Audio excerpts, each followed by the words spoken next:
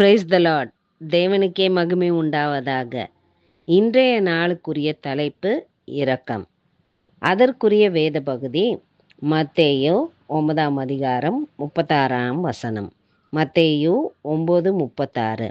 இயேசு மக்கள் கூட்டத்தை பார்த்து, அவர்கள் மேய்ப்பனில்லாத ஆடுகளைப் போல துன்பமுற்று சோர்ந்து சிதறடிக்கப்பட்டதைக் கண்டு அவர்கள் மீது இரக்கம் கொண்டார் என்று கூறுகிறது.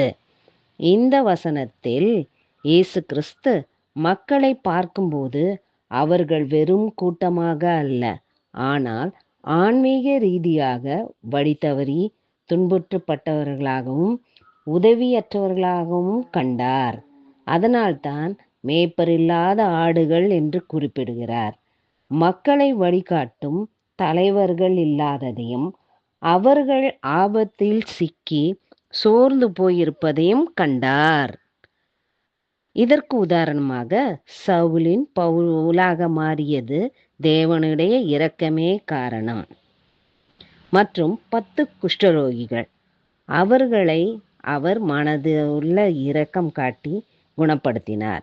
இது தேவனின் பெரிய இரக்கம். நாமும் இந்த உலகத்தில் பிறந்து வளர்ந்து சுகத்துடன் வாழ்வது எப்படி?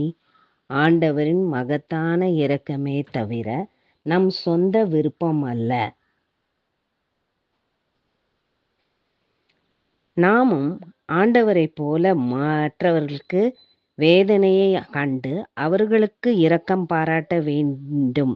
அவர்களுக்காக நாம் பிரத்யேகமாக ஜெபிக்க வேண்டும். தேவனுக்கே மகிமை உண்டாவதாக. ஜெபம் செய்வோம். பரலோக பிதாவே, நீர் எங்களுக்கு காட்டியது போல எங்கள் கண்களை திறந்து எங்கள் சுற்றிலும் உள்ள மக்களை பார்க்கும்படி செய்யும். அவர்கள் மேய்ப்பனில்லாத ஆடுகளைப் போல சோர்ந்து கவலையடைந்து தங்களை உணரும் போது எங்கள் இதயங்கள் இரக்கத்தால் நிரப்பப்படும். இயேசுவே, உம்முடைய அன்பின் ஆழத்தை நாங்கள் உணரும்போது உம்முடைய இதயத்தை போல எங்கள் இதயத்தையும் நீ நொறுக்க வேண்டும். ஆண்டவரே, அறுவடை மிகுதியாய் இருக்கிறது, ஆட்கள் குறைவாக இருக்கிறது என்பதை நாங்கள் அறிவோம். எனவே அறுவடைக்கு வேலையாட்களை அனுப்பும்படி அறுவடையின் ஆண்டவரே உம்மிடத்தில் வேண்டிக் கொள்கிறோம். உமது ராஜ்யத்தின் நற்செய்தியை அறிக்கவும் எங்களுக்கு சகாயம் செய்யும். இயேசுவே, அன்புடனும் இரக்கத்துடனும் பகிர்ந்து கொள்ளவும் நீர் எங்களை அனுப்பி இடங்களெல்லாம் நாங்கள் சென்று உமது நற்செய்தியை எல்லோருக்கும் தர நீர் கிருபை செய்யும். எங்களுக்கு பலன் தாரும். உம்முடைய சித்தந்தன்படி எங்களை வழிகாட்டும்.